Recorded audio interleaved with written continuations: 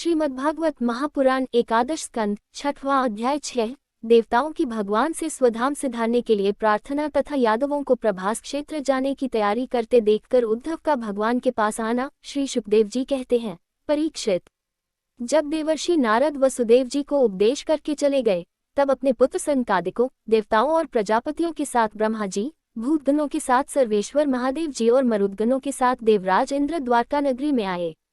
साथ ही सभी आदित्यगण, 8 वसु, अश्विनी कुमार, ऋभु, अंगिरा के वंशज ऋषि, 11 रुद्र, विश्वेदेव, साध्यगण, गंधर्व, अप्सराएं, नाग, सिद्ध, चारण, गुह्यक, ऋषि, पितर, विद्याधर और किन्नर भी वहीं पहुंचे। इन लोगों के आगमन का उद्देश्य यह था कि मनुष्य का सा मनोहर वेश धारण करने वाले और अपने श्याम सुंदर विग्रह से सभी लोगों का मन अपनी ओर खींचकर रमा लेने वाले भगवान श्री कृष्ण का दर्शन करें, क्योंकि इस समय उन्होंने अपना श्री विग्रह प्रकट करके उसके द्वारा तीनों लोकों में ऐसी पवित्र कीर्ति का विस्तार किया है, जो समस्त लोकों के पापताप को सदा के लिए मिटा देती है। द्वारकापुरी सब प्रकार की संपत्ति और ऐश्वर्यों से समृद्ध तथा अलौकिक दीप्ति से देदीप्यमान हो रही थी। वहां आकर उन लोगों ने अनूठी छवि से युक्त भगवान श्री कृष्ण के दर्शन किए। भगवान की रूप माधुरी का निर्निमेष नयनों से पान करने पर भी उनके नेत्र तृप्त न होते थे। वे एकटक बहुत देर तक उन्हें देखते ही रहे। उन लोगों ने स्वर्ग के उद्यान नंदन वन, चैत्रार्थ आदि के दिव्य पुष्पों से जगदीश्वर भगवान श्री कृष्ण को ढक दिया और चित्र विचित्र पदों तथा अर्थों से युक्त वाणी के द्वारा उनकी स्तुति करने लगे। देवताओं ने प्रार्थना की, स्वामी, कर्मों के विकट फंदों से छूटने की इच्छा वाले मुमुक्षुजन भक्ति भाव से अपने हृदय से जिसका चिंतन करते रहते हैं, आपके उसी चरण कमल को हम लोगों ने अपनी बुद्धि, इंद्रिय, प्राण, मन और वाणी से साक्षात नमस्कार किया है। अहो, आश्चर्य है अजित, आप मायिक्रज आदि गुणों में स्थित होकर इस अचिंत्य नाम रूपात्मक प्रपंच की त्रिगुणमयी माया के द्वारा अपने आप में ही रचना करते हैं, पालन करते और संहार करते हैं। यह सब करते हुए भी इन कर्मों से आप लिप्त नहीं होते हैं, क्योंकि आप राग द्वेषादि दोषों से सर्वथा मुक्त हैं और अपने निरावरण अखंड स्वरूप भूत परमानंद में मग्न रहते हैं। स्तुति करने योग्य परमात्मन, जिन मनुष्यों की चित्तवृत्ति राग द्वेषादि से कलुषित है, वे उपासना, वेदाध्ययन, दान, तपस्या और यज्ञ आदि कर्म भले ही करें, परंतु उनकी वैसी शुद्धि नहीं हो सकती जैसी श्रवण के द्वारा संपुष्ट शुद्धांतःकरण सज्जन पुरुषों की आपकी लीला कथा कीर्ति के विषय में दिनों दिन बढ़कर परिपूर्ण होने वाली श्रद्धा से होती है। मननशील मुमुक्षुजन मोक्ष प्राप्ति के लिए अपने प्रेम से पिघले हुए हृदय के द्वारा जिन्हें लिए फिरते हैं, 5 रात्र विधि से उपासना करने वाले भक्तजन समान ऐश्वर्य की प्राप्ति के लिए वासुदेव, संकर्षण, प्रद्युम्न और अनिरुद्ध इस चतुर्व्यूह के रूप में जिनका पूजन करते हैं, और जितेंद्रिय धीर पुरुष स्वर्गलोक का अतिक्रमण करके भगवत धाम की प्राप्ति के लिए तीनों समय जिनकी पूजा किया करते हैं, याज्ञिक लोग तीनों वेदों के द्वारा बतलाई हुई विधि से अपने संयत हाथों में हविष्य लेकर यज्ञकुंड में आहुति देते और उन्हीं का चिंतन करते हैं। आपकी आत्मस्वरूपिणी माया के जिज्ञासु योगी जन हृदय के अंतर्देश में धार विद्या आदि के द्वारा आपके चरण कमलों का ही ध्यान करते हैं, और आपके बड़े बड़े प्रेमी भक्तजन उन्हीं को अपना परम इष्ट आराध्य देव मानते हैं। प्रभो, आपके वे ही चरण कमल हमारी समस्त शुभ वासनाओं, विषय वासनाओं को भस्म करने के लिए अग्निस्वरूप हों। वे अग्नि के समान हमारे पाप तापों को भस्म कर दें। प्रभो, यह भगवती लक्ष्मी आपके वक्षस्थल पर मुरझाई हुई बासी वनमाला से भी सौत की तरह स्पर्धा रखती हैं, फिर भी आप उनकी परवाह न कर भक्तों के द्वारा इस बासी माला से की हुई पूजा भी प्रेम से स्वीकार करते हैं। ऐसे भक्तवत्सल प्रभु के चरण कमल सर्वदा हमारी विषय वासनाओं को जलाने वाले अग्निस्वरूप हों। अनंत वामनावतार में दैत्यराज बलि की दी हुई पृथ्वी को नापने के लिए जब आपने अपना पग उठाया था और वह सत्यलोक में पहुंच गया था, तब यह ऐसा जान पड़ता था मानो कोई बहुत बड़ा विजय ध्वज हो। ब्रह्मा जी के पखारने के बाद उससे गिरती हुई गंगा जी के जल की 3 धाराएं ऐसी जान पड़ती थी मानो उसमें लगी हुई 3 पताकाएं फहरा रही हों। उसे देखकर असुरों की सेना भयभीत हो गई थी और देवसेना निर्भय। आपका यह चरण कमल साधु स्वभाव पुरुषों के लिए आपके धाम वैकुंठ लोक की प्राप्ति का और दुष्टों के लिए अधोगति का कारण है। आपका वही पाद पद्म हम भजन करने वालों के सारे पापताप धो बहा दे। ब्रह्मा आदि जितने भी शरीरधारी हैं, वे सत्व, रज, तम इन तीनों गुणों के परस्पर विरोधी त्रिविध भावों की टक्कर से जीते मरते रहते हैं। वे सुख दैक के थपेड़ों से बाहर नहीं हैं और ठीक वैसे ही आपके वश में हैं, जैसे नाते हुए बैल अपने स्वामी के वश में होते हैं। आप उनके लिए भी काल स्वरूप हैं। उनके जीवन का आदि, मध्य और अंत आपके ही अधीन है। इतना ही नहीं, आप प्रकृति और पुरुष से भी परे स्वयं पुरुषोत्तम हैं। आपके चरण कमल हम लोगों का कल्याण करें। प्रभो, आप इस जगत की उत्पत्ति, स्थिति और प्रलय के परम कारण हैं, क्योंकि शास्त्रों ने ऐसा कहा है कि आप प्रकृति, पुरुष और महातत्व के भी नियंत्रण करने वाले काल हैं। शीत, ग्रीष्म और वर्षा काल रूप 3 नाभियों वाले संवत्सर के रूप में सबको क्षय की ओर ले जाने वाले काल आप ही हैं। आपकी गति अबाध और गंभीर है। आप स्वयं पुरुषोत्तम हैं। यह पुरुष आपसे शक्ति प्राप्त करके अमोघ वीर्य हो जाता है और फिर माया के साथ संयुक्त होकर विश्व के महातत्व रूप गर्भ का स्थापन करता है। इसके बाद वह महातत्व त्रिगुणमयी माया का अनुसरण करके पृथ्वी, जल, तेज, वायु, आकाश, अहंकार और मनरूप 7 आवरणों परतों वाले इस सुवर्णवर्ण ब्रह्मांड की रचना करता है। इसलिए ऋषिकेश, आप समस्त चराचर जगत के अधीश्वर हैं। यही कारण है कि माया की गुण विषमता के कारण बनने वाले विभिन्न पदार्थों का उपभोग करते हुए भी आप उनमें लिप्त नहीं होते। यह केवल आपकी ही बात है। आपके अतिरिक्त दूसरे तो स्वयं उनका त्याग करके भी उन विषयों से डरते रहते हैं। 16,000 से अधिक रानियां आपके साथ रहती हैं। वे सब अपनी मंद मुस्कान और तिरछी चितवन से युक्त मनोहर भौहों के इशारे से और सुरतालापों से प्रौढ़ सम्मोहक कामबाण चलाती हैं और कामकला की विविध रीतियों से आपका मन आकर्षित करना चाहती हैं, परंतु फिर भी वे अपने परिपुष्ट कामबाणों से आपका मन तनिक भी न डिगा सकी। वे असफल ही रहीं। आपने त्रिलोकी की पाप राशि को धो बहाने के लिए 2 प्रकार की पवित्र नदियां बहा रखी हैं। एक तो आपकी अमृतमयी लीला से भरी कथा नदी और दूसरी आपके पाद प्रक्षालन के जल से भरी गंगा जी। अतः सत्संग सेवी विवेकीजन कानों के द्वारा आपकी कथा नदी में और शरीर के द्वारा गंगाजी में गोता लगाकर दोनों ही तीर्थों का सेवन करते हैं और अपने पाप ताप मिटा देते हैं। श्री शुकदेव जी कहते हैं, परीक्षित, समस्त देवताओं और भगवान शंकर के साथ ब्रह्मा जी ने इस प्रकार भगवान की स्तुति की। इसके बाद वे प्रणाम करके अपने धाम में जाने के लिए आकाश में स्थित होकर भगवान से इस प्रकार कहने लगे। ब्रह्मा जी ने कहा, सर्वात्मन प्रभो, पहले हम लोगों ने आपसे अवतार लेकर पृथ्वी का भार उतारने के लिए प्रार्थना के अनुसार ही यथोचित रूप से पूरा कर दिया। आपने सत्यप्रायण साधु पुरुषों के कल्याणार्थ धर्म की स्थापना भी कर दी और 10 दिशाओं में ऐसी कीर्ति फैला दी जिसे सुन सुनाकर सब लोग अपने मन का मैल मिटा देते हैं। आपने यह सर्वोत्तम रूप धारण करके यदुवंश में अवतार लिया और जगत के हित के लिए उदारता और पराक्रम से भरी अनेकों लीलाएं की। प्रभो, कलियुग में जो साधु स्वभाव मनुष्य आपकी इन लीलाओं का श्रवण कीर्तन करेंगे वे सुगमता से ही इस अज्ञानरूप अंधकार से पार हो जाएंगे। पुरुषोत्तम सर्वशक्तिमान प्रभो, आपको यदुवंश में अवतार ग्रहण किए 125 वर्ष बीत गए हैं। सर्वाधार, हम लोगों का ऐसा कोई काम बाकी नहीं है जिसे पूर्ण करने के लिए आपको यहाँ रहने की आवश्यकता हो। ब्राह्मणों के शाप के कारण आपका यह कुल भी एक प्रकार से नष्ट हो ही चुका है। इसलिए वैकुंठनाथ, यदि आप उचित समझे तो अपने परमधाम में पधारिए और अपने सेवक हम लोकपालों का तथा हमारे लोगों का पालन पोषण कीजिए। भगवान श्री कृष्ण ने कहा, ब्रह्मा जी, आप जैसा कहते हैं मैं पहले से ही वैसा निश्चय कर चुका हूँ। मैंने आप लोगों का सब काम पूरा करके पृथ्वी का भार उतार दिया, परंतु अब एक काम बाकी है, वही है कि यदुवंशी बल विक्रम, वीरता, शूरता और धन संपत्ति से उन्मत्त हो रहे हैं। ये सारी पृथ्वी को ग्रस लेने पर तुले हुए हैं। इन्हें मैंने ठीक वैसे ही रोक रखा है जैसे समुद्र को उसके तट की भूमि। यदि मैं घमंडी और उच्छृंखल यदुवंशियों का यह विशाल वंश नष्ट किए बिना ही चला जाऊंगा तो ये सब मर्यादा का उल्लंघन करके सारे लोगों का संहार कर डालेंगे। निष्पाप ब्रह्मा जी, अब ब्राह्मणों के शाप से इस वंश का नाश प्रारंभ हो चुका है। इसका अंत हो जाने पर मैं आपके धाम में होकर जाऊंगा। श्री शुकदेव जी कहते हैं, परीक्षित, जब अखिल लोकाधिपति भगवान श्री कृष्ण ने इस प्रकार कहा तब ब्रह्मा जी ने उन्हें प्रणाम किया और देवताओं के साथ वे अपने धाम को चले गए। उनके जाते ही द्वारकापुरी में बड़े बड़े अपशकुन, बड़े बड़े उत्पात उठ खड़े हुए। उन्हें देखकर यदुवंश के बड़े बूढ़े भगवान श्री कृष्ण के पास आए। भगवान श्री कृष्ण ने उनसे यह बात कही। भगवान श्री कृष्ण ने कहा, गुरुजनों, आजकल द्वारका में जिधर देखिए उधर ही बड़े बड़े अपशकुन और उत्पात हो रहे हैं। आप लोग जानते ही हैं कि ब्राह्मणों ने हमारे वंश को ऐसा शाप दे दिया है जिसे टाल सकना बहुत ही कठिन है। मेरा ऐसा विचार है कि हम लोग अपने प्राणों की रक्षा चाहते हों तो हमें यहाँ नहीं रहना चाहिए। अब विलंब करने की आवश्यकता नहीं है। हम लोग आज परम पवित्र प्रभास क्षेत्र के लिए निकल पड़े। प्रभास क्षेत्र की महिमा बहुत प्रसिद्ध है। जिस समय दक्ष प्रजापति के शाप से चंद्रमा को राजयक्ष्मा रोग ने ग्रस लिया था, उस समय उन्होंने प्रभास क्षेत्र में जाकर स्नान किया और वे तत्क्षण उस पापजन्य रोग से छूट गए। साथ ही उन्हें कलाओं की अभिवृद्धि भी प्राप्त हो गई। हम लोग भी प्रभास क्षेत्र चलकर स्नान करेंगे, देवता एवं पितरों का तर्पण करेंगे और साथ ही अनेकों गुण वाले पकवान तैयार करके श्रेष्ठ ब्राह्मणों को भोजन कराएंगे।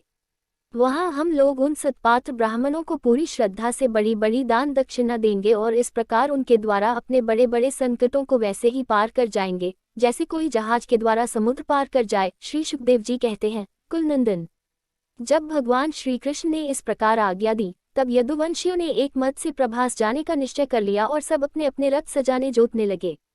परीक्षित, उद्धव जी भगवान श्री कृष्ण के बड़े प्रेमी और सेवक थे।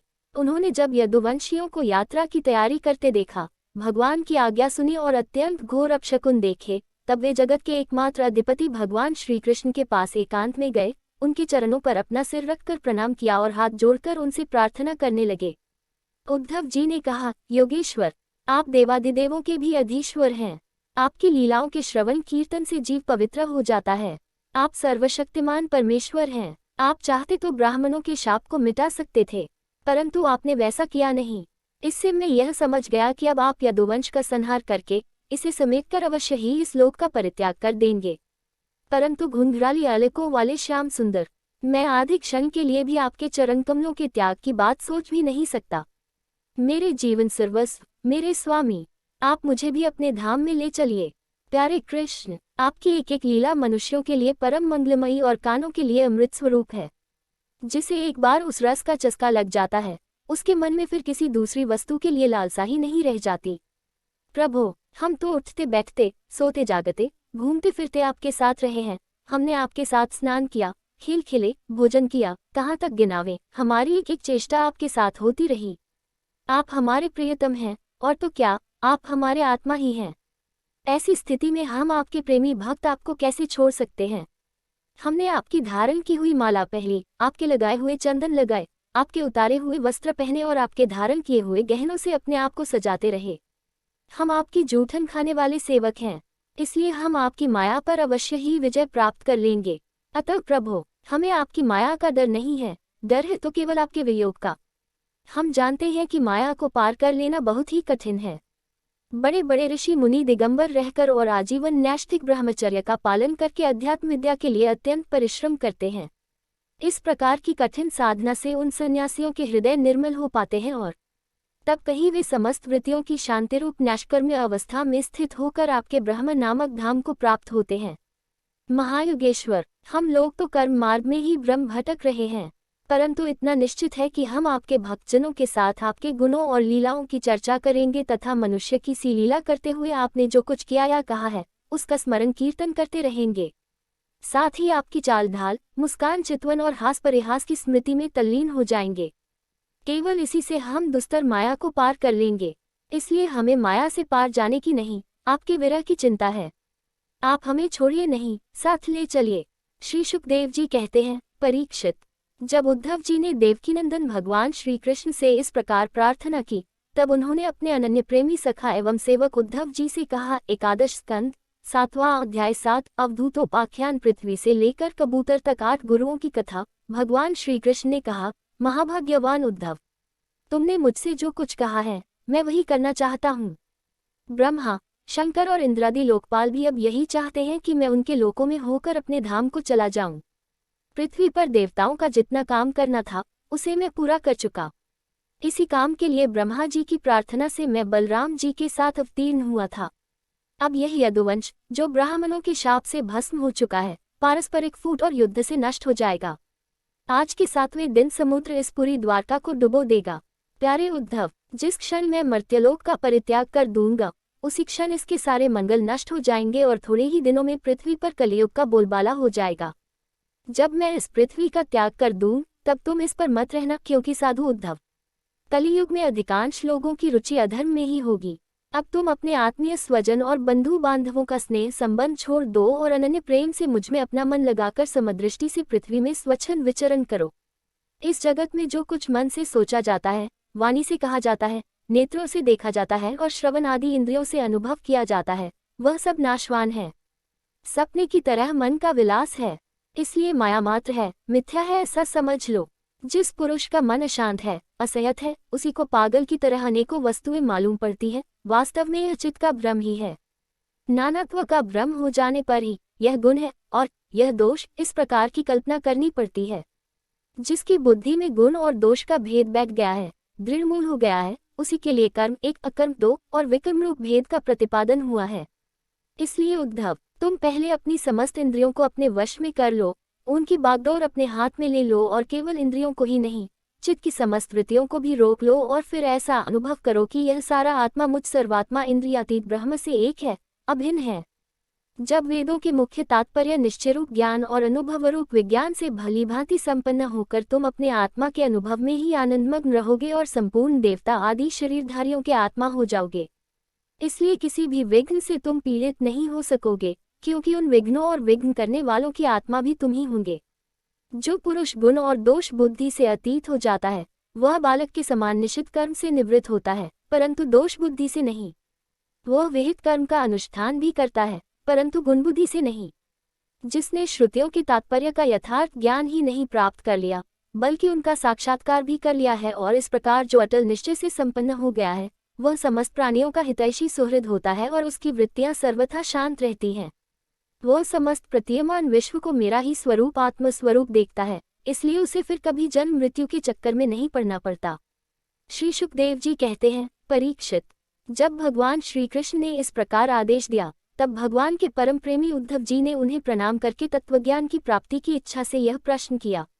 उद्धव जी ने कहा, भगवान, आप ही समस्त योगियों की गुप्त पूंजी, योगों के कारण और योगेश्वर हैं। आप ही समस्त योगों के आधार, उनके कारण और योग स्वरूप भी हैं। आपने मेरे परम कल्याण के लिए उस संन्यास रूप त्याग का उपदेश किया है।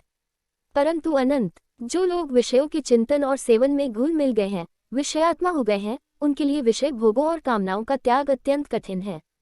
सर्वस्वरूप, उसमें भी जो लोग आपसे विमुख हैं, उनके लिए तो इस प्रकार का त्याग सर्वथा असंभव ही है, ऐसा मेरा निश्चय है। प्रभो, मैं भी ऐसा ही हूँ। मेरी मति इतनी मूढ़ हो गई है कि यह मैं हूँ, यह मेरा है, इस भाव से मैं आपकी माया के खेल, देह और देह के संबंधी स्त्री, पुत्र, धन आदि में डूब रहा हूँ। अतः भगवान, आपने जिस संन्यास का उपदेश किया है, उसका तत्व मुझ सेवक को इस प्रकार समझाइए कि मैं सुगमता पूर्वक उसका साधन कर सकूं। मेरे प्रभो, आप भूत, भविष्य, वर्तमान इन तीनों कालों से अबाधित एक रस सत्य हैं। आप दूसरे के द्वारा प्रकाशित नहीं, स्वयं प्रकाश आत्मस्वरूप हैं। प्रभो, मैं समझता हूँ कि मेरे लिए आत्मतत्व का उपदेश करने वाला आपके अतिरिक्त देवताओं में भी कोई नहीं है। ब्रह्मा आदि जितने बड़े बड़े देवता हैं, वे सब शरीराभिमानी होने के कारण आपकी माया से मोहित हो रहे हैं। उनकी बुद्धि माया के वश में हो गई है। यही कारण है कि वे इंद्रियों से अनुभव किए जाने वाले बाह्य विषयों को सत्य मानते हैं। इसलिए मुझे तो आप ही उपदेश कीजिए। इसी से चारों ओर से दुखों की दावाग्नि से जलकर और विरक्त होकर मैं आपकी शरण में आया हूँ। आप निर्दोष देशकाल से अपरिच्छिन्न, सर्वज्ञ, सर्वशक्तिमान और अविनाशी वैकुंठलोक के निवासी एवं नर के नित्य सखा नारायण हैं। अतः आप ही मुझे उपदेश कीजिए। भगवान श्री कृष्ण ने कहा, उद्धव, संसार में जो मनुष्य, यह जगत क्या है, इसमें क्या हो रहा है, इत्यादि बातों का विचार करने में निपुण है, वे चित्त में भरी हुई अशुभ वासनाओं से अपने आप को स्वयं अपनी विवेक शक्ति से ही प्रायः बचा लेते हैं। समस्त प्राणियों का, विशेषकर मनुष्य का आत्मा अपने हित और अहित का उपदेशक गुरु है, क्योंकि मनुष्य अपने प्रत्यक्ष अनुभव और अनुमान के द्वारा अपने हित अहित का निर्णय करने में पुनर्तः समर्थ है। सांख्य योग विशारद धीर पुरुष इस मनुष्य योनि में इंद्रिय शक्ति, मनः शक्ति आदि के आश्रयभूत मुझ आत्मतत्व को पुनर्तः प्रकट रूप से साक्षात्कार कर लेते हैं। मैंने एक पैर वाले, दो पैर वाले, तीन पैर वाले, चार पैर वाले, चार से अधिक पैर वाले और बिना पैर के इत्यादि अनेक प्रकार के शरीरों का निर्माण किया है। उनमें मुझे सबसे अधिक प्रिय मनुष्य का ही शरीर है। इस मनुष्य शरीर में एकाग्रचित्त, तीक्ष्ण बुद्धि, पुरुष बुद्धि आदि ग्रहण किए जाने वाले हेतुओं से जिनसे कि अनुमान भी होता है, अनुमान से अग्राह्य अर्थात अहंकार आदि विषयों से भिन्न मुझ सर्वप्रवर्तक ईश्वर का साक्षात अनुभव करते हैं। इस विषय में महात्मा लोग एक प्राचीन इतिहास कहा करते हैं। वह इतिहास परम तेजस्वी अवधूत दत्तात्रेय और राजा यदु के संवाद के रूप में है। एक बार धर्म के मर्मज्ञ राजा यदु ने देखा कि एक त्रिकालदर्शी तरुण अवधूत ब्राह्मण निर्भय विचर रहे हैं। तब उन्होंने उनसे यह प्रश्न किया। राजा यदु ने पूछा, ब्राह्मण, आप कर्म तो करते नहीं, फिर आपको यह अत्यंत निपुण बुद्धि कहाँ से प्राप्त हुई, जिसका आश्रय लेकर आप परम विद्वान होने पर भी बालक के समान संसार में विचरते रहते हैं। ऐसा देखा जाता है कि मनुष्य आयु, यश अथवा सौंदर्य संपत्ति आदि की अभिलाषा लेकर ही धर्म, अर्थ, काम अथवा तत्व जिज्ञासा में प्रवृत्त होते हैं, अकारण कहीं किसी की प्रवृत्ति नहीं देखी जाती। मैं देखा रहा हूँ कि आप कर्म करने में समर्थ, विद्वान और निपुण हैं। आपका भाग्य और सौंदर्य भी प्रशंसनीय है। आपकी वाणी से तो मानो अमृत टपक रहा है। फिर भी आप जड़, उन्मत्त अथवा पिशाच के समान रहते हैं, न तो कुछ करते हैं और न चाहते ही हैं। संसार के अधिकांश लोग काम और लोभ के दावानल से जल रहे हैं, परंतु आपको देखकर ऐसा मालूम होता है कि आप मुक्त हैं। आप तक उसकी आंच भी नहीं पहुंच पाती, ठीक वैसे ही जैसे कोई हाथी वन में दावाग्नि लगने पर उससे छूटकर गंगाजल में खड़ा हो। आप पुत्र, स्त्री, धन आदि संसार के स्पर्श से भी रहित हैं। आप सदा सर्वदा अपने केवल स्वरूप में ही स्थित रहते हैं। हम आपसे यह पूछना चाहते हैं कि आपको अपने आत्मा में ही ऐसे अनिर्वचनीय आनंद का अनुभव कैसे होता है। आप कृपा करके अवश्य बतलाइए। भगवान श्री कृष्ण ने कहा, उद्धव, हमारे पूर्वज महाराज यदु की बुद्धि शुद्ध थी और उनके हृदय में ब्राह्मण भक्ति थी। उन्होंने परमभाग्यवान दत्तात्रेय जी का अत्यंत सत्कार करके यह प्रश्न पूछा और बड़े विनम्र भाव से सिर झुकाकर वे उनके सामने खड़े हो गए। अब दत्तात्रेय जी ने कहा, ब्रह्मवेत्ता दत्तात्रेय जी ने कहा, राजन, मैंने अपनी बुद्धि से बहुत से गुरुओं का आश्रय लिया है। उनसे शिक्षा ग्रहण करके मैं इस जगत में मुक्त भाव से स्वच्छंद विचरता हूँ। तुम उन गुरुओं के नाम और उनसे ग्रहण की हुई शिक्षा सुनो। मेरे गुरुओं के नाम है पृथ्वी, वायु, आकाश, जल, अग्नि, चंद्रमा, सूर्य, कबूतर, अजगर, समुद्र, पतंग, भौरा या मधुमक्खी, हाथी, शहद निकालने वाला, हरिण, मछली, पिंगला, वेश्या, कुरपक्षी, बालक, कुंवारी कन्या, बाण बनाने वाला, सर्प, मकड़ी और भृंगी कीट। मैंने इन 24 गुरुओं का आश्रय लिया है और इन्हीं के आचरण से इस लोक में अपने लिए शिक्षा ग्रहण की है। वीरवर यातिनंदन, मैंने जिससे जिस प्रकार जो कुछ सीखा है वह सब ज्यों का त्यों तुमसे कहता हूँ, सुनो। मैंने पृथ्वी से उसके धैर्य की, क्षमा की शिक्षा ली है। लोग पृथ्वी पर कितना आघात और क्या क्या उत्पात नहीं करते, परंतु वह न तो किसी से बदला लेती है और न रोती चिल्लाती है। संसार के सभी प्राणी अपने अपने प्रारब्ध के अनुसार चेष्टा कर रहे हैं। वे समय समय पर भिन्न भिन्न प्रकार से जान या अनजान में आक्रमण कर बैठते हैं। धीर पुरुष को चाहिए कि उनकी विवशता समझे, न तो अपना धीरज खोवे और न क्रोध करे। अपने मार्ग पर ज्यों का त्यों चलता रहे। पृथ्वी के ही विकार पर्वत और वृक्ष से मैंने यह शिक्षा ग्रहण की है कि जैसे उनकी सारी चेष्टाएं सदा सर्वदा दूसरों के हित के लिए ही होती हैं, बल्कि यूँ कहना चाहिए कि उनका जन्म ही एकमात्र दूसरों का हित करने के लिए ही हुआ है। साधु पुरुष को चाहिए कि उनकी शिष्यता स्वीकार करके उनसे परोपकार की शिक्षा ग्रहण करे।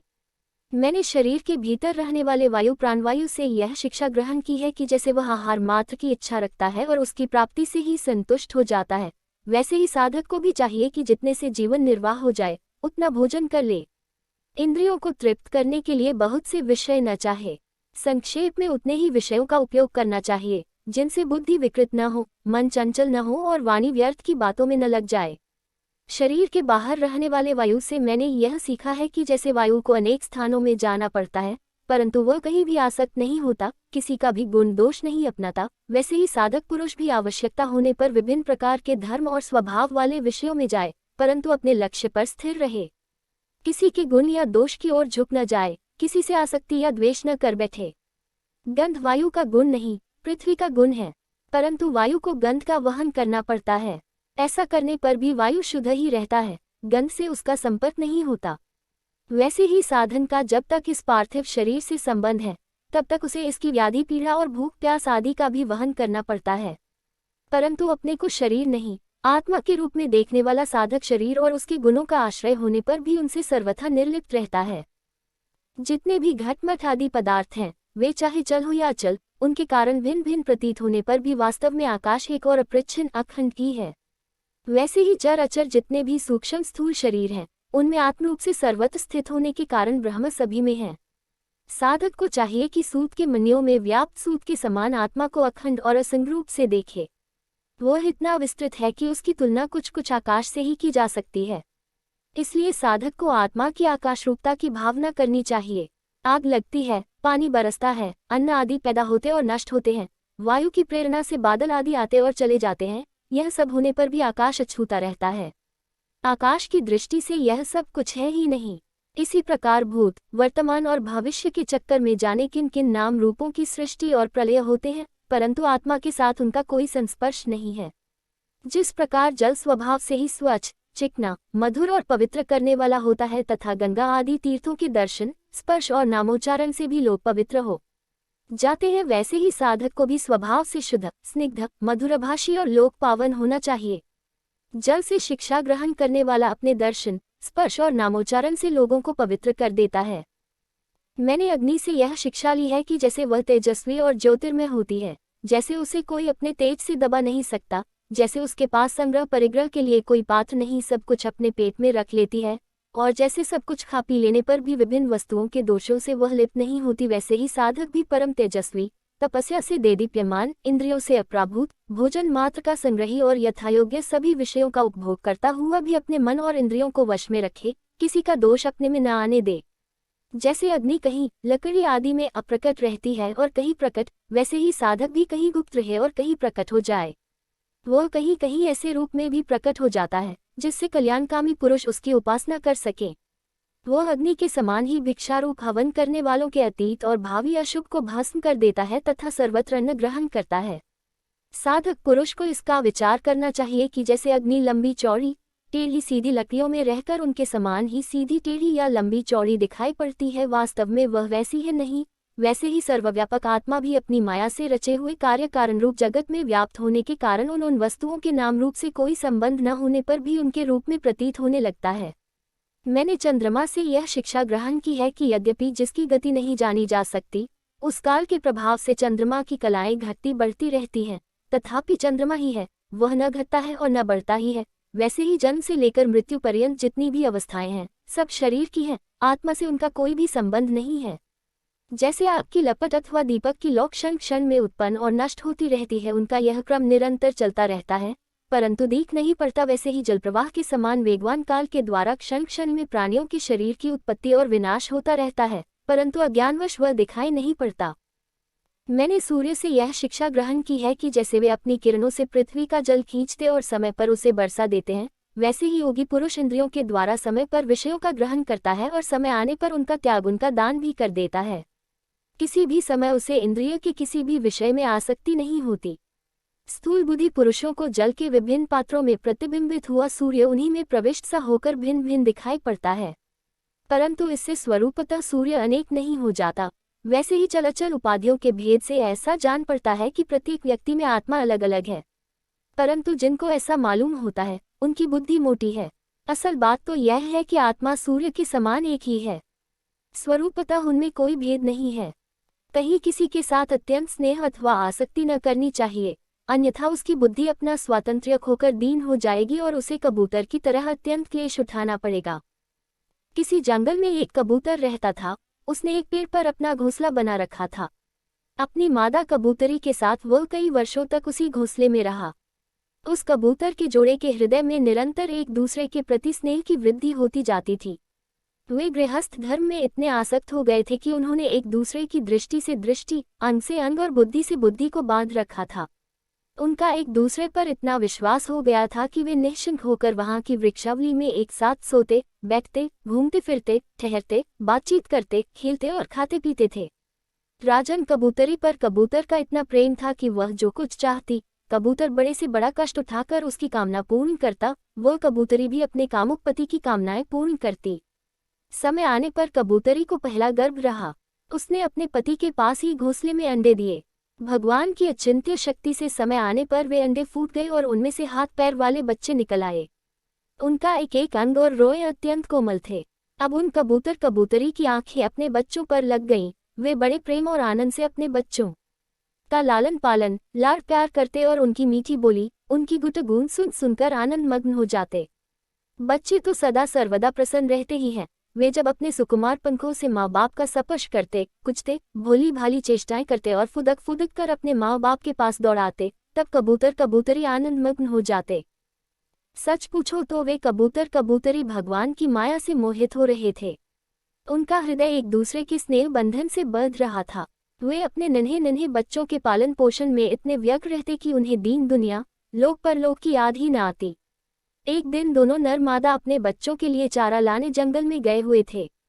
क्योंकि अब उन कुटुंब बहुत बढ़ गया था, वे चारे के लिए चिरकाल तक जंगल में चारों ओर विचरते रहे। इधर एक बहेलिया घूमता घूमता संयोगवश उनके घोंसले की ओर आ निकला। उसने देखा कि घोंसले के आसपास कबूतर के बच्चे फुदक रहे हैं। उसने जाल फैलाकर उन्हें पकड़ लिया। कबूतर कबूतरी बच्चों को खिलाने पिलाने के लिए हर समय उत्सुक रहा करते थे। अब वे चारा लेकर अपने घोंसले के पास आए। कबूतरी ने देखा कि उसके नन्हे नन्हे बच्चे उसके हृदय के टुकड़े जाल में फंसे हुए हैं और डैक से चींची कर रहे हैं। उन्हें ऐसी स्थिति में देखकर कबूतरी के डैक की सीमा न रही। वह रोती चिल्लाती उनके पास दौड़ गई। भगवान की माया से उसका चित्त अत्यंत दीन दुखी हो रहा था। वह उमड़ते हुए स्नेह की रस्सी से जकड़ी हुई थी। अपने बच्चों को जाल में फंसा देखकर उसे अपने शरीर की सुध बुध न रही और वह स्वयं ही जाकर जाल में फंस गई। जब कबूतर ने देखा कि मेरे प्राणों से भी प्यारे बच्चे जाल में फंस गए और मेरी प्राणप्रिया पत्नी भी उसी दशा में पहुंच गई, तब वह अत्यंत दुखित होकर विलाप करने लगा। सचमुच उस समय उसकी दशा अत्यंत दयनीय थी। मैं अभागा हूँ, दुर्मति हूँ। हाय हाय, मेरा तो सत्यानाश हो गया। देखो देखो, न मुझे अभी तृप्ति हुई और न मेरी आशाएं ही पूरी हुई। तब तक मेरा धर्म, अर्थ और काम का मूल यह गृहस्थाश्रम ही नष्ट हो गया। हाय, मेरी प्राण प्यारी मुझे ही अपना इष्टदेव समझती थी, मेरी एक एक बात मानती थी, मेरे इशारे पर नाचती थी, सब तरह से मेरे योग्य थी। आज वह मुझे सूने घर में छोड़कर हमारे सीधे सादे निश्चल बच्चों के साथ स्वर्ग सिधार रही है। मेरे बच्चे मर गए, मेरी पत्नी जाती रही है। मेरा अब संसार में क्या काम है? मुझ दीन का यह विधुर जीवन बिना गृहिणी का जीवन जलन का व्यथा का जीवन है। अब मैं इस सूने घर में किसके लिए जीऊं? कबूतर के बच्चे जाल में फंसकर तड़फड़ा रहे थे। स्पष्ट दिख रहा था कि वे मौत के पंजे में हैं, परंतु वह मूर्ख कबूतर यह सब देखते हुए भी इतना दीन हो रहा था कि स्वयं जानबूझकर जाल में कूद पड़ा। वह बहेलिया बड़ा क्रूर था। गृहस्थाश्रमी कबूतर कबूतरी और उनके बच्चों के मिल जाने से उसे बड़ी प्रसन्नता हुई। उसने समझा मेरा काम बन गया और वह उन्हें लेकर चलता बना। जो कुटुंबी है, विषय और लोगों के संग साथ में ही जिसे सुख मिलता है एवं अपने कुटुंब के भरण पोषण में ही जो सारी सुध बुध खो बैठा है, उसे कभी शांति नहीं मिल सकती। वह उसी कबूतर के समान अपने कुटुंब के साथ कष्ट पाता है। यह मनुष्य शरीर मुक्ति का खुला हुआ द्वार है। इसे पाकर भी जो कबूतर की तरह अपनी घर गृहस्थी में ही फंसा हुआ है, वह बहुत ऊंचे तक चढ़कर गिर रहा है। शास्त्र की भाषा में वह आरूढ़च्युत है। एकादश स्कंद, 8वां अध्याय। 8 अवधूतोपाख्यान। अजगर से पिंगला तक 9 गुरुओं की कथा। अवधूत दत्तात्रेय जी कहते हैं, राजन, प्राणियों को जैसे बिना इच्छा के, बिना किसी प्रयत्न के रोकने की चेष्टा करने पर भी पूर्व कर्म अनुसार डैक प्राप्त होते हैं, वैसे ही स्वर्ग में या नरक में कहीं भी रहे, उन्हें इंद्रिय संबंधी सुख भी प्राप्त होते ही हैं। इसलिए सुख और डैक का रहस्य जानने वाले बुद्धिमान पुरुष को चाहिए कि इनके लिए इच्छा अथवा किसी प्रकार का प्रयत्न न करे।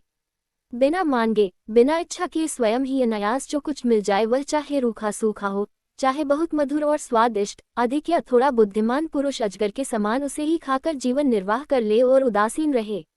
यदि भोजन न मिले तो उसे भी प्रारब्ध भोग समझकर किसी प्रकार की चेष्टा न करे, बहुत दिनों तक भूखा ही पड़ा रहे। उसे चाहिए कि अजगर के समान केवल प्रारब्ध के अनुसार प्राप्त हुए भोजन में ही संतुष्ट रहे। उनके शरीर के मनोबल, इंद्रिय बल और देहबल तीनों हों, तब भी वह निश्चेष्ट ही रहे। निद्रा रहित होने पर भी सोया हुआ सा रहे और कर्मेंद्रियों के होने पर भी उनसे कोई चेष्टा न करे। मैंने अजगर से यही शिक्षा ग्रहण की है। समुद्र से मैंने यह सीखा है कि साधक को सर्वदा प्रसन्न और गंभीर रहना चाहिए। उसका भाव अथाह, अपार और असीम होना चाहिए तथा किसी भी निमित्त से उसे क्षोभ न होना चाहिए। उसे ठीक वैसे ही रहना चाहिए जैसे ज्वार भाटे और तरंगों से रहित शांत समुद्र। देखो, समुद्र वर्षा ऋतु में नदियों की बाढ़ के कारण बढ़ता नहीं और न ग्रीष्म ऋतु में घटता ही है, वैसे ही भगवत प्रायण साधक को भी सांसारिक पदार्थों की प्राप्ति से प्रफुल्लित न होना चाहिए और न उनके घटने से उदासी होना चाहिए। मैंने पतंगे से यह शिक्षा ग्रहण की है कि जैसे वह रूप पर मोहित होकर आग में कूद पड़ता है और जल मरता है, वैसे ही अपनी इंद्रियों को वश में न रखने वाला पुरुष जब स्त्री को देखता है तो उसके हाव भाव पर लट्टू हो जाता है और घोर अंधकार में, नरक में गिरकर अपना सत्यानाश कर लेता है। सचमुच स्त्री देवताओं की वह माया है जिससे जीव भगवान या मोक्ष की प्राप्ति से वंचित रह जाता है। जो मूल कामिनी, कंचन, गहने, कपड़े आदि नाशवान मायिक पदार्थों में फंसा हुआ है और जिसकी संपूर्ण चित्तवृत्ति उनके उपभोग के लिए ही लालायित है, वह अपनी विवेक बुद्धि खोकर पतंगे के समान नष्ट हो जाता है। सन्यासी को चाहिए कि गृहस्थों को किसी प्रकार का कष्ट न देकर भौरे की तरह अपना जीवन निर्वाह करे। वह अपने शरीर के लिए उपयोगी रोटी के कुछ टुकड़े कई घरों से मांग ले। जिस प्रकार भौरा विभिन्न पुष्पों से, चाहे वे छोटे हों या बड़े, उनका सार संग्रह करता है, वैसे ही बुद्धिमान पुरुष को चाहिए कि छोटे बड़े सभी शास्त्रों से उनका सार, उनका रस निचोड़ ले। मैंने मधुमक्खी से यह शिक्षा ग्रहण की है कि सन्यासी को सायंकाल अथवा दूसरे दिन के लिए भिक्षा का संग्रह न करना चाहिए। उसके पास भिक्षा लेने को कोई पात्र हो तो केवल हाथ और रखने के लिए कोई बर्तन हो तो पेट। वो कहीं संग्रह न कर बैठे, नहीं तो मधुमक्खियों के समान उसका जीवन ही दूभर हो जाएगा। यह बात खूब समझ लेनी चाहिए कि सन्यासी सवेरे शाम के लिए किसी प्रकार का संग्रह न करे। यदि संग्रह करेगा तो मधुमक्खियों के समान अपने संग्रह के साथ जीवन भी गंवा बैठेगा। मैंने हाथी से यह सीखा कि सन्यासी को कभी पैर से भी काठ की बनी हुई स्त्री का स्पर्श न करना चाहिए। यदि वह ऐसा करेगा तो जैसे हथिनी के अंग से हाथी बच जाता है, वैसे ही वह बच जाएगा। विवेकी पुरुष किसी भी स्त्री को कभी भी भोग्य रूप से स्वीकार न करे, क्योंकि यह मूर्तिमयी मृत्यु है। यदि वह स्वीकार करेगा तो हाथियों से हाथी की तरह अधिक बलवान अन्य पुरुषों के द्वारा मारा जाएगा। मैंने मधु निकालने वाले पुरुष से यह शिक्षा ग्रहण की है कि संसार के लोभी पुरुष बड़ी कठिनाई से धन संचय तो करते रहते हैं, किंतु वह संचित धन न किसी को दान करते हैं और न स्वयं उसका उपभोग ही करते हैं। बस जैसे मधु निकालने वाला मधुमक्खियों द्वारा संचित रस को निकाल ले जाता है, वैसे ही उनके संचित धन को भी उसकी टोह रखने वाला कोई दूसरा पुरुष ही भोगता है। तुम देखते हो न कि मधुहारी मधुमक्खियों का जोड़ा हुआ मधु उनके खाने से पहले ही साफ कर जाता है, वैसे ही गृहस्थों के बहुत कठिनाई से संचित किए पदार्थों को, जिनसे वे सुख भोग की अभिलाषा रखते हैं, उनसे भी पहले सन्यासी और ब्रह्मचारी भोगते हैं। क्योंकि गृहस्थ तो पहले अतिथि अभ्यागतों को भोजन कराकर ही स्वयं भोजन करेगा। मैंने हरिण से यह सीखा है कि वनवासी सन्यासी को कभी विषय संबंधी गीत नहीं सुनने चाहिए। वह इस बात की शिक्षा उस हरिण से ग्रहण करे जो व्याध के गीत से मोहित होकर बच जाता है। तुम्हें इस बात का पता है कि हरिणी के गर्भ से पैदा हुए ऋषिश्रेल मुनि स्त्रियों का विषय संबंधी गाना बजाना, नाचना आदि देख सुनकर उनके वश में हो गए थे और उनके हाथ की कठपुतली बन गए थे। अब मैं तुम्हें मछली की सीख सुनाता हूँ। जैसे मछली कांटे में लगे हुए मांस के टुकड़े के लोभ से अपने प्राण गंवा देती है, वैसे ही स्वाद का लोभी दुर्बुद्धि मनुष्य भी मन को मत कर व्याकुल कर देने वाली अपनी जिह्वा के वश में हो जाता है और मारा जाता है। विवेकी पुरुष भोजन बंद करके दूसरी इंद्रियों पर तो बहुत शीघ्र विजय प्राप्त कर लेते हैं, परंतु इससे उनकी रसना इंद्रिय वश में नहीं होती। वह तो भोजन बंद कर देने से और भी प्रबल हो जाती है। मनुष्य और सब इंद्रियों पर विजय प्राप्त कर लेने पर भी तब तक जितेंद्रिय नहीं हो सकता, जब तक रसनेन्द्रिय को अपने वश में नहीं कर लेता। और यदि रसनेन्द्रिय को वश में कर लिया, तब तो मानो सभी इंद्रियां वश में हो गईं। नृपनंदन, प्राचीन काल की बात है, विदेहनगरी मिथिला में एक वेश्या रहती थी। उसका नाम था पिंगला। मैंने उससे जो कुछ शिक्षा ग्रहण की, वह मैं तुम्हें सुनाता हूँ, सावधान होकर सुनो। वह स्वेच्छाचारिणी तो थी ही, रूपवती भी थी। एक दिन रात्रि के समय किसी पुरुष को अपने रमण स्थान में लाने के लिए खूब बन ठनकर उत्तम वस्त्राभूषणों से सजकर बहुत देर तक अपने घर के बाहरी दरवाजे पर खड़ी रही। नर रत्न, उसे पुरुष की नहीं, धन की कामना थी और उसके मन में यह कामना इतनी दृढ़मूल हो गई थी कि वह किसी भी पुरुष को उधर से आते जाते देखकर यही सोचती कि यह कोई धनी है और मुझे धन देकर उपभोग करने के लिए ही आ रहा है। जब आने जाने वाले आगे बढ़ जाते, तब फिर वह संकेत जीवनी वेश्या यही सोचती कि अवश्य ही अब की बार कोई ऐसा धनी मेरे पास आवेगा जो मुझे बहुत सा धन देगा। उसके चित्त की यह दुराशा बढ़ती ही जाती थी। वह दरवाजे पर बहुत देर तक टंगी रही। उसकी नींद भी जाती रही। वह कभी बाहर आती तो कभी भीतर जाती। इस प्रकार आधी रात हो गई। सचमुच आशा और सो भी धन की बहुत बुरी है। धनी की बात जोहते जोहते उसका मुंह सूख गया, चित्त व्याकुल हो गया। अब उसे इस वृत्ति से बड़ा वैराग्य हुआ। उसमें दैक बुद्धि हो गई। इसमें संदेह नहीं कि इस वैराग्य का कारण चिंता ही थी, परंतु ऐसा वैराग्य भी है तो सुख का ही हेतु। जब पिंगला के चित्त में इस प्रकार वैराग्य की भावना जागृत हुई, तब उसने एक गीत गाया। वह मैं तुम्हें सुनाता हूँ। मनुष्य आशा की फांसी पर लटक रहा है। इसको तलवार की तरह काटने वाली यदि कोई वस्तु है तो वह केवल वैराग्य है। प्रिय राजन, जिसे वैराग्य नहीं हुआ है, जो इन बखेरों से उबा नहीं है, वह शरीर और इसके बंधन से उसी प्रकार मुक्त नहीं होना चाहता, जैसे अज्ञानी पुरुष ममता छोड़ने की इच्छा भी नहीं करता। पिंगला ने यह गीत गाया था, हाय हाय, मैं इंद्रियों के अधीन हो गई। भला मेरे मोह का विस्तार तो देखो। मैं इन दुष्ट पुरुषों से, जिनका कोई अस्तित्व ही नहीं है, विषय सुख की लालसा करती हूँ। कितने दैक की बात है। मैं सचमुच मूर्ख हूँ। देखो तो सही, मेरे निकट से निकट हृदय में ही मेरे सच्चे स्वामी भगवान विराजमान हैं। वे वास्तविक प्रेम, सुख और परमार्थ का सच्चा धन भी देने वाले हैं। जगत के पुरुष अनित्य हैं और वे नित्य हैं। हाय हाय, मैंने उनको तो छोड़ दिया और उन तुच्छ मनुष्यों का सेवन किया जो मेरी एक भी कामना पूरी नहीं कर सकते। उल्टे दैक भय, आधि व्याधि, शोक और मोह ही देते हैं। यह मेरी मूर्खता की हद है कि मैं उनका सेवन करती हूँ। बड़े खेद की बात है, मैंने अत्यंत निंदनीय आजीविका वैश्यावृत्ति का आश्रय लिया और व्यर्थ में अपने शरीर और मन को क्लेश दिया, पीड़ा पहुंचाई। मेरा यह शरीर बिक गया है। लंपट, लोभी और निंदनीय मनुष्यों ने इसे खरीद लिया है और मैं इतनी मूर्ख हूँ कि इसी शरीर से धन और रति सुख चाहती हूँ। मुझे धिक्कार है। यह शरीर एक घर है। इसमें हड्डियों के टेढ़े तिरछे बांस और खंभे लगे हुए हैं, चाम, रोए और नाखूनों से यह छाया गया है। इसमें 9 दरवाजे हैं, जिनसे मल निकलते ही रहते हैं। इसमें संचित संपत्ति के नाम पर केवल मल और मूत्र है। मेरे अतिरिक्त ऐसी कौन स्त्री है जो इस स्थूल शरीर को अपना प्रिय समझकर सेवन करेगी। यूं तो यह विदेहों की जीवन मुक्तों की नगरी है, परंतु इसमें मैं ही सबसे मूर्ख और दुष्ट हूँ, क्योंकि अकेली मैं ही तो आत्मदानी, अविनाशी एवं परम प्रियतम परमात्मा को छोड़कर दूसरे पुरुष की अभिलाषा करती हूँ। मेरे हृदय में विराजमान प्रभु समस्त प्राणियों के हितैषी, सुहृद, प्रियतम, स्वामी और आत्मा हैं। अब मैं अपने आप को देकर इन्हें खरीद लूंगी और इनके साथ वैसे ही विहार करूंगी जैसे लक्ष्मी जी करती हैं। मेरे मूर्ख चित्त, तू बतला तो सही, जगत के विषय भोगों ने और उनको देने वाले पुरुषों ने तुझे कितना सुख दिया है। अरे, वे तो स्वयं ही पैदा होते और मरते रहते हैं। मैं केवल अपनी ही बात नहीं कहती, केवल मनुष्यों की भी नहीं, क्या देवताओं ने भी भोगों के द्वारा अपनी पत्नियों को संतुष्ट किया है। वे बेचारे तो स्वयं काल के गाल में पड़े पड़े कराह रहे हैं। अवश्य ही मेरे किसी शुभ कर्म से विष्णु भगवान मुझ पर प्रसन्न है, तभी तो दुराशा से मुझे इस प्रकार वैराग्य हुआ है। अवश्य ही मेरा यह वैराग्य सुख देने वाला होगा। यदि मैं मंदभागिनी होती हो, मुझे ऐसे दैख ही न उठाने पड़ते जिनसे वैराग्य होता है। मनुष्य वैराग्य के द्वारा ही घर आदि के सब बंधनों को काटकर शांति लाभ करता है।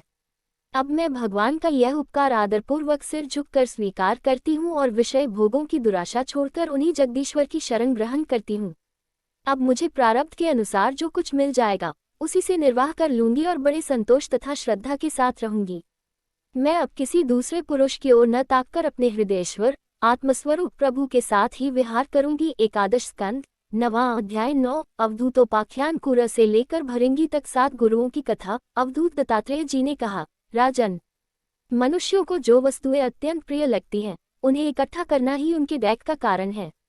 जो बुद्धिमान पुरुष यह बात समझकर अकिंचन भाव से रहता है, शरीर की तो बात ही अलग, मन से भी किसी वस्तु का संग्रह नहीं करता, उसे अनंत सुख स्वरूप परमात्मा की प्राप्ति होती है। एक कुरा पक्षी अपनी चोंच में मांस का टुकड़ा लिए हुए था। उस समय दूसरे बलवान पक्षी, जिनके पास मांस नहीं था, उससे छीनने के लिए उसे घेरकर चोंचे मारने लगे। जब कुरा पक्षी ने अपनी चोंच से मांस का टुकड़ा फेंक दिया, तभी उसे सुख मिला। मुझे मान या अपमान का कोई ध्यान नहीं है और घर एवं परिवार वालों को चिंता होती है, वह मुझे नहीं है। मैं अपने आत्मा में ही रमता हूँ और अपने साथ ही क्रीड़ा करता हूँ। यह शिक्षा मैंने बालक से ली है, अतः उसी के समान मैं भी मौज से रहता हूँ। इस जगत में 2 ही प्रकार के व्यक्ति निश्चिंत और परमानंद में मग्न रहते हैं, एक तो भोला भाला निश्चेष्ट नन्हा-सा बालक और दूसरा वह पुरुष जो गुणातीत हो गया हो। एक बार किसी कुमारी कन्या के घर उसे वरण करने के लिए कई लोग आए हुए थे। उस दिन उसके घर के लोग कहीं बाहर गए हुए थे, इसलिए उसने स्वयं ही उनका आतिथ्य सत्कार किया। उनको भोजन कराने के लिए वह घर के भीतर एकांत में धान कूटने लगी। उस समय कलाई में पड़ी शंख की चूड़ियां जोर जोर बज रही थीं। इस शब्द को निंदित समझकर कुमारी को बड़ी लज्जा मालूम हुई। एक और उसने एक एक करके सब चूड़ियां तोड़ डाली और दोनों हाथों में केवल 2-2 चूड़ियां रहने दी। अब वह फिर धान कूटने लगी, परंतु वे 2-2 चूड़ियां भी बजने लगी। तब उसने एक एक चूड़ी और तोड़ दी। जब दोनों कलाइयों में केवल एक एक चूड़ी रह गई, तब किसी प्रकार की आवाज नहीं हुई। रे पुदमन, उस समय लोगों का आचार विचार निरखने परखने के लिए इधर उधर घूमता घामता मैं भी वहां पहुंच गया था। मैंने उससे यह शिक्षा ग्रहण की कि जब बहुत लोग एक साथ रहते हैं तब कलह होता है, और 2 आदमी साथ रहते हैं तब भी बातचीत होती ही है। इसलिए कुमार कन्या की चूड़ी की समान अकेले ही विचरना चाहिए। मैंने बाण बनाने वाले से यह सीखा है कि आसन और श्वास को जीतकर वैराग्य और अभ्यास के द्वारा अपने मन को वश कर ले और फिर बड़ी सावधानी के साथ उसे एक लक्ष्य में लगा दे। जब परमानंद स्वरूप परमात्मा में मन स्थिर हो जाता है, तब वह धीरे धीरे कर्मवासनाओं की धूल को धो बहाता है। सत्वगुण की वृद्धि से रजोगुनी और तमोगुनी वृत्तियों का त्याग करके मन वैसे ही शांत हो जाता है जैसे ईंधन के बिना अग्नि। इस प्रकार जिसका चित्त अपने आत्मा में ही स्थिर निरुद्ध हो जाता है, उसे बाहर भीतर कहीं किसी पदार्थ का भान नहीं होता। मैंने देखा था कि एक बाण बनाने वाला कारीगर बाण बनाने में इतना तन्मय हो रहा था कि उसके पास से ही एक दलबल के साथ राजा की सवारी निकल गई और उसे पता तक न चला। मैंने सांप से यह शिक्षा ग्रहण की है कि सन्यासी को सर्प की भांति अकेले ही विचरण करना चाहिए, उसे मंडली नहीं बांधनी चाहिए, मठ तो बनाना ही नहीं चाहिए। वो एक स्थान में न रहे, प्रमाद न करे, गुहा आदि में पड़ा रहे, बाहरी आचारों से पहचाना न जाए, किसी से सहायता न ले और बहुत कम बोले। इस अनित्य शरीर के लिए घर बनाने के बखेड़े में पड़ना व्यर्थ और डैक की जड़ है। सांप दूसरों के बनाए घर में घुसकर बड़े आराम से अपना समय काटता है। अब मकड़ी से ली हुई शिक्षा सुनो। सबके प्रकाशक और अंतर्यामी सर्वशक्तिमान भगवान ने पूर्वकल्प में बिना किसी अन्य सहायक के अपनी ही माया से रचे हुए जगत को कल्प के अंत में प्रलय काल उपस्थित होने पर काल शक्ति के द्वारा नष्ट कर दिया, उसे अपने में लीन कर लिया और सजातीय, विजातीय तथा स्वगत भेद से शून्य अकेले ही शेष रह गए। वे सबके अधिष्ठान हैं, सबके आश्रय हैं, परंतु स्वयं अपने आश्रय अपने ही आधार से रहते हैं, उनका कोई दूसरा आधार नहीं है। वे प्रकृति और पुरुष दोनों के नियामक, कार्य और करणात्मक जगत के आदिकारण परमात्मा अपनी शक्तिकाल के प्रभाव से सत्वरज आदि समस्त शक्तियों को साम्यावस्था में पहुंचा देते हैं और स्वयं केवलीय रूप से एक और अद्वितीय रूप से विराजमान रहते हैं। वे केवल अनुभव स्वरूप और आनंद घन मात्र हैं, किसी भी प्रकार की उपाधि का उनसे संबंध नहीं है। वे ही प्रभु केवल अपनी शक्तिकाल के द्वारा अपनी त्रिगुणमयी माया को क्षुब्ध करते हैं और उससे पहले क्रियाशक्ति प्रधान सूत्र महातत्व की रचना करते हैं। यह सूत्र रूप महातत्व ही तीनों गुणों की पहली अभिव्यक्ति है, वही सब प्रकार की सृष्टि का मूल कारण है। उसी में यह सारा विश्व सूत में ताने बाने की तरह ओतप्रोत है और इसी के कारण जीव को जन्म मृत्यु के चक्कर में पड़ना पड़ता है। जैसे मकड़ी अपने हृदय से मुंह के द्वारा जाला फैलाती है, उसी में विहार करती है और फिर उसे निगल जाती है, वैसे ही परमेश्वर भी इस जगत को अपने में से उत्पन्न करते हैं, उसमें जीवरूप से विहार करते हैं और फिर उसे अपने लीन कर लेते हैं। मैंने भृंगी बिल्ली कीड़े से यह शिक्षा ग्रहण की है कि यदि प्राणी स्नेह से, द्वेष से अथवा भय से भी जानबूझकर एकाग्र रूप से अपना मन किसी में लगा दे तो उसे उसी वस्तु का स्वरूप प्राप्त हो जाता है। जैसे भृंगी एक कीड़े को ले जाकर दीवार पर अपने रहने की जगह बंद कर देता है और वह कीड़ा भय से उसी का चिंतन करते करते अपने पहले शरीर का त्याग किए बिना ही उसी शरीर से तद्रूप हो जाता है। इस प्रकार मैंने इतने गुरुओं से ये शिक्षाएं ग्रहण की। अब मैंने अपने शरीर से जो कुछ सीखा है वो तुम्हें बताता हूँ, सावधान होकर सुनो। यह शरीर भी मेरा गुरु ही है, क्योंकि यह मुझे विवेक और वैराग्य की शिक्षा देता है। मरना और जीना तो इसके साथ लगा ही रहता है। इस शरीर को पकड़ रखने का फल यह है कि डेक पर डेक भोगते जाओ। यद्यपि इस शरीर से तत्वविचार करने में सहायता मिलती है, तथापि मैं इसे अपना कभी नहीं समझता, सर्वदा यही निश्चय रखता हूँ कि एक दिन इसे सियार कुत्ते खा जाएंगे। इसीलिए मैं इससे असंग होकर विचरता हूँ। जीव जिस शरीर का प्रयोग करने के लिए ही अनेकों प्रकार की कामनाएं और कर्म करता है तथा स्त्री पुत्र, धन दौलत, हाथी घोड़े, नौकर चाकर, घर द्वार और भाई बंधुओं का विस्तार करते हुए उनके पालन पोषण में लगा रहता है, बड़ी बड़ी कठिनाइयां सहकर धन संचय करता है।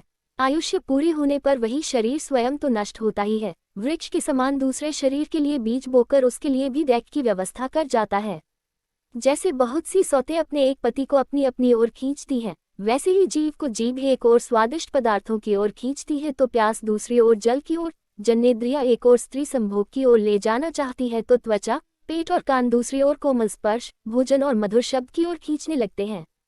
नाक कहीं सुंदर गंध सूंघने के लिए ले जाना चाहती है तो चंचल नेत्र कहीं दूसरी ओर सुंदर रूप देखने के लिए।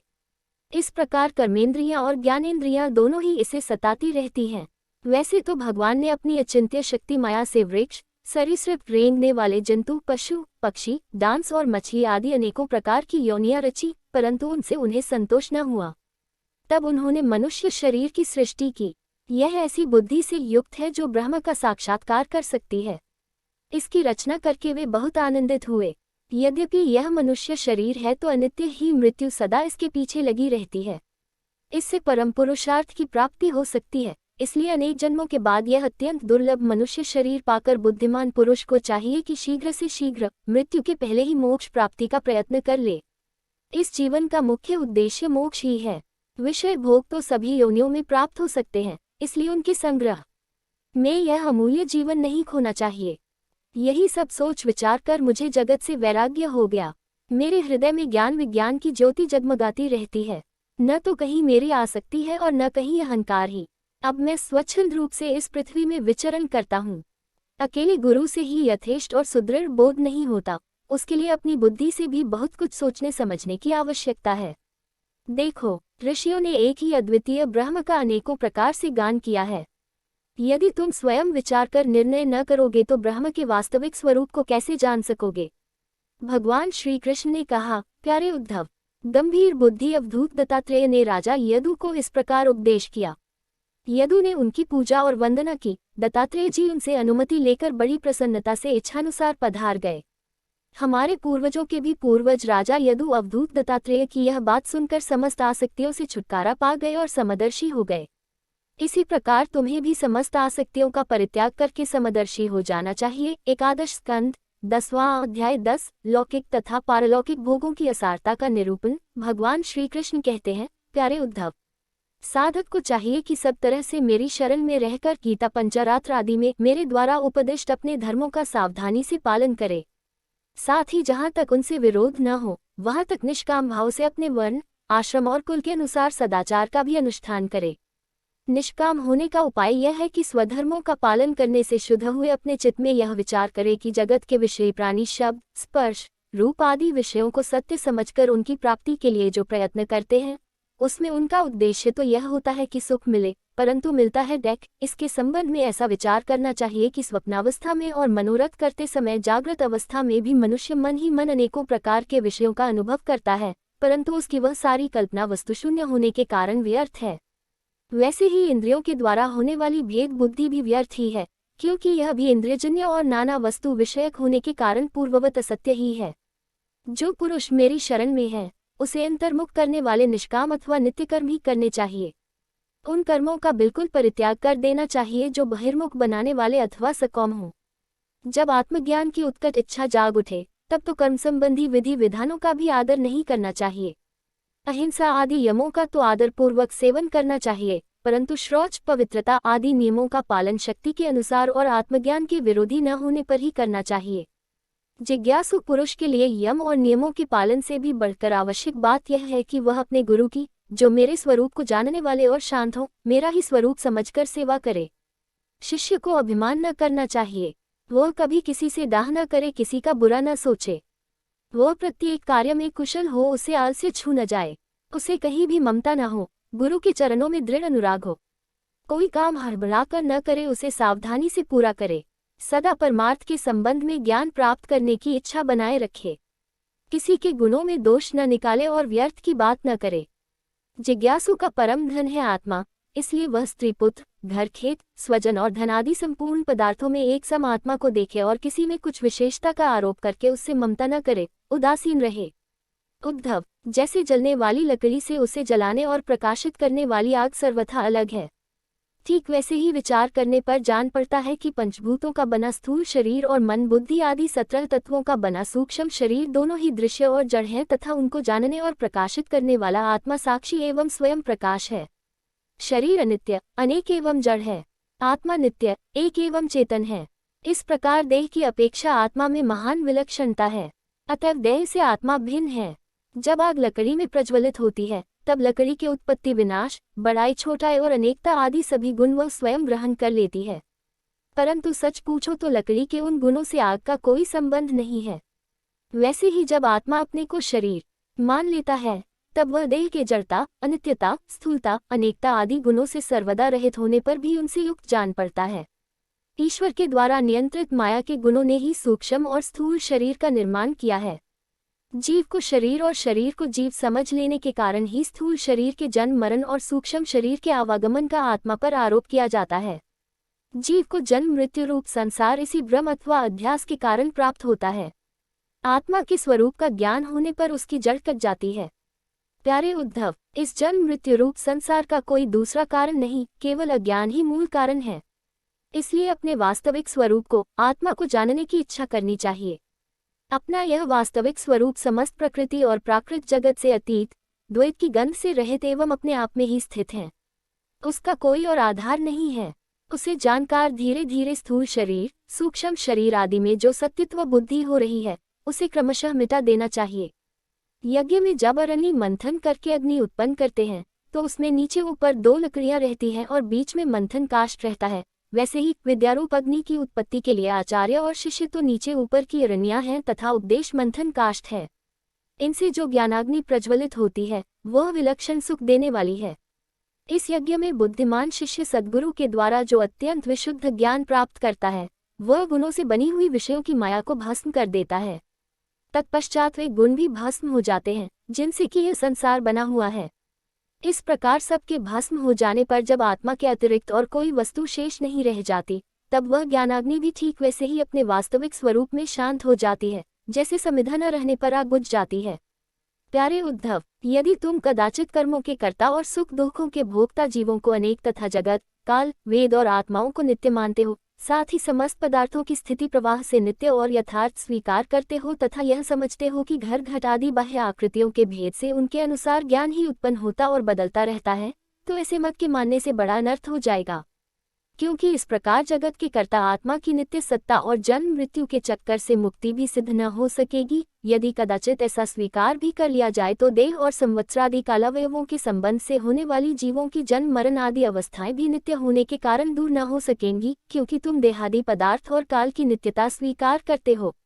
इसके सिवा यहाँ भी कर्मों का कर्ता तथा सुख दैक का भोक्ता जीव परतंत्र ही दिखाई देता है। यदि वह स्वतंत्र हो तो दैक का फल क्यों भोगना चाहेगा। इस प्रकार सुख भोग की समस्या सुलझ जाने पर भी दैक भोग की समस्या तो उलझी हो रहेगी। अतः इस मत के अनुसार जीव को कभी मुक्ति या स्वतंत्रता प्राप्त न हो सकेगी। अब जीव स्वरूपतः परतंत्र है, विवश है, तब तो स्वार्थ या परमार्थ कोई भी उसका सेवन न करेगा, अर्थात वह स्वार्थ और परमार्थ दोनों से ही वंचित रह जाएगा।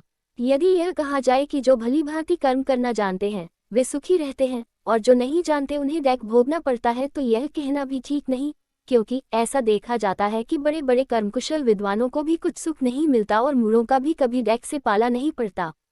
इसलिए जो लोग अपनी बुद्धि या कर्म से सुख पाने का घमंड करते हैं उनका वह अभिमान व्यर्थ है। यदि यह स्वीकार कर लिया जाए कि वे लोग सुख की प्राप्ति और दैक के नाश का ठीक ठाक उपाय जानते हैं, तो भी यह तो मानना ही पड़ेगा कि उन्हें भी ऐसे उपाय का पता नहीं है जिससे मृत्यु उनके ऊपर कोई प्रभाव न डाल सके और वे कभी मरे ही नहीं। जब मृत्यु उनके सिर पर नाच रही है तब ऐसी कौन सी भोग सामग्री या भोग कामना है जो उन्हें सुखी कर सके। भला जिस मनुष्य को फांसी पर लटकाने के लिए वधस्थान पर ले जाया जा रहा है उसे क्या फूल, चंदन, स्त्री आदि पदार्थ संतुष्ट कर सकते हैं? कदापि नहीं। अतः पूर्वोक्त मत मानने वालों की दृष्टि से न सुख ही सिद्ध होगा और न जीव का कुछ पुरुषार्थ ही रहेगा। प्यारे उद्धव, लौकिक सुख के समान पारलौकिक सुख भी दोषयुक्त ही है, क्योंकि वहां भी बराबरी वालों से होड़ चलती है। अधिक सुख भोगने वालों के प्रति असूया होती है, उनके गुणों में दोष निकाला जाता है और छोटों से घृणा होती है। प्रतिदिन पुण्य क्षीण होने के साथ ही वहां के सुख भी क्षय के निकट पहुंचते रहते हैं और एक दिन नष्ट हो जाते हैं। वहां की कामना पूर्ण होने में भी यजमान, ऋत्विज और कर्म आदि की त्रुटियों के कारण बड़े बड़े विघ्नों की संभावना रहती है। जैसे हरी भरी खेती भी अतिवृष्टि, अनावृष्टि आदि के कारण नष्ट हो जाती है, वैसे ही स्वर्ग भी प्राप्त होते होते विघ्नों के कारण नहीं मिल पाता। यदि यज्ञ यागादि धर्म बिना किसी विघ्न के पूरा हो जाए तो उसके द्वारा जो स्वर्गादि लोक मिलते हैं उनकी प्राप्ति का प्रकार मैं बतलाता हूँ, सुनो। यज्ञ करने वाला पुरुष यज्ञों के द्वारा देवताओं की आराधना करके स्वर्ग में जाता है और वहां अपने पुण्य कर्मों के द्वारा उपार्जित दिव्य भोगों को देवताओं के समान भोगता है। उसे उसके पुण्यों के अनुसार एक चमकीला विमान मिलता है और वह उस पर सवार होकर सुर सुंदरियों के साथ विहार करता है। गंधर्वगण उसके गुणों का गान करते हैं और उसके रूप लावण्य को देखकर दूसरों का मन लुभा जाता है। उसका विमान वह जहां ले जाना चाहता है वहीं चला जाता है और उसकी घंटियां घंघनाकर दिशाओं को गुंजारित करती हैं। वह अप्सराओं के साथ नंदनवन आदि देवताओं की विहार स्थलियों में क्रियाएं करते करते इतना बेसुध हो जाता है कि उसे इस बात का पता ही नहीं चलता कि अब मेरे पुण्य समाप्त हो जाएंगे और मैं यहाँ से ढकेल दिया जाऊंगा। जब तक उसके पुण्य शेष रहते हैं तब तक वह स्वर्ग में चैन की वंशी बजाता रहता है, परंतु पुण्य क्षीण होते ही इच्छा न रहने पर भी उसे नीचे गिरना पड़ता है, क्योंकि काल की चाल ही ऐसी है। यदि कोई मनुष्य दुष्टों की संगति में पड़कर अधर्म परायण हो जाए, अपनी इंद्रियों के वश में होकर मनमानी करने लगे, लोभवश दाने दाने में कृपणता करने लगे, लंपट हो जाए अथवा प्राणियों को सताने लगे और विधि विरुद्ध पशुओं की बलि देकर भूत और प्रेतों की उपासना में लग जाए, तब तो वह पशुओं से भी गया बीता हो जाता है और अवश्य ही नरक में जाता है। उसे अंत में घोर अंधकार, स्वार्थ और परमार्थ से रहित अज्ञान में ही भटकना पड़ता है।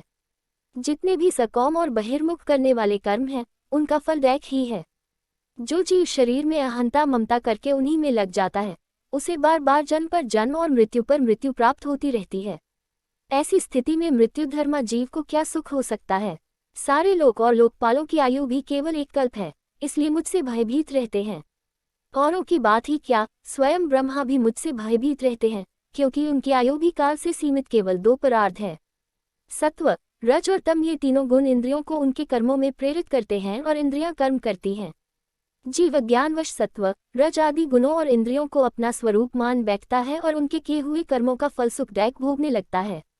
जब तक गुणों की विषमता है, अर्थात शरीर आदि में मैं और मेरेपन का अभिमान है, तभी तक आत्मा के एकत्व की अनुभूति नहीं होती, वह अनेक जान पड़ता है। और जब तक आत्मा की अनेकता है, तब तक तो उन्हें काल अथवा कर्म किसी के अधीन रहना ही पड़ेगा। जब तक परतंत्रता है, तब तक ईश्वर से भय बना ही रहता है। जो मैं और मेरेपन के भाव से ग्रस्त रहकर आत्मा की अनेकता, परतंत्रता आदि मानते हैं, तो वैराग्य न ग्रहण करके बहिर्मुख करने वाले कर्मों का ही सेवन करते रहते हैं, उन्हें शोक और मोह की प्राप्ति होती है। प्यारे उद्धव, जब माया के गुणों में क्षोभ होता है, तब मुझ आत्मा को ही काल, जीव, वेद, लोक, स्वभाव और धर्म आदि अनेक नामों से निरूपण करने लगते हैं।